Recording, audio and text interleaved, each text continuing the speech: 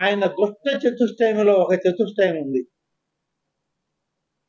ఆయన దుష్ట చతుష్టయ యాత్ర సాగించాడు. నేను ఆ నలుగురే తిరుమల తిరుపతి దేవస్థానాన్ని భ్రష్టు పట్టించింది జగన్మోహన్ రెడ్డి తోటి ఇంక ముగ్గురు కలిపి నలుగురు. ఆ నలుగురే నిన్న జగన్మోహన్ రెడ్డి కొద్ది నిమిషాల్లో ముందు లోపలికి వస్తున్నాడు అన్నప్పుడు ఒక వ్యక్తి పోయి 18 మందికి 18 కవర్లు ఇచ్చాడు.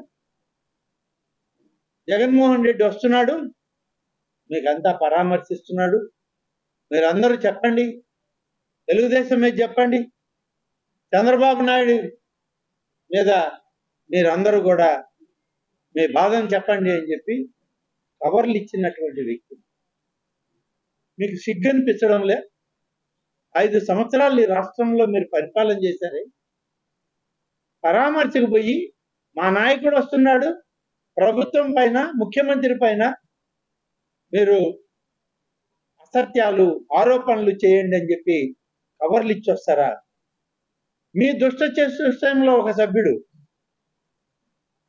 మీకు సిగ్గు అనిపించడం లేదా? ఇంకా నువ్వు ఆ దుష్ట చతుష్టయాన్ని పెట్టుకుని ఊరేగుతున్నావా? ఆ దుష్ట చతుష్టయంలో ఒక సభ్యుడిగా నువ్వు కూడా అత్యంత నీచ స్థితికి దిగజారావని చెప్పడానికి ఇది ఒక నిదర్శనం. ఆసుపత్రిలో ఉన్నటువంటి సీసీ కెమెరాల్లో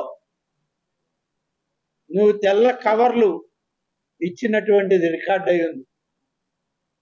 18 మందిని నీ అనుయాయుడు కలవడం, ముఖ్యమంత్రికి వ్యతిరేకంగా ఆరోపణలు చేయండి అని చెప్పి చెప్పడం, ఈ 18 కవర్లు ఇచ్చిన సంఘటన అక్కడ పనిచేసేటువంటి సామాన్య డాక్టర్లు నర్సులు కూడా చెప్పడం జరుగుతుంది.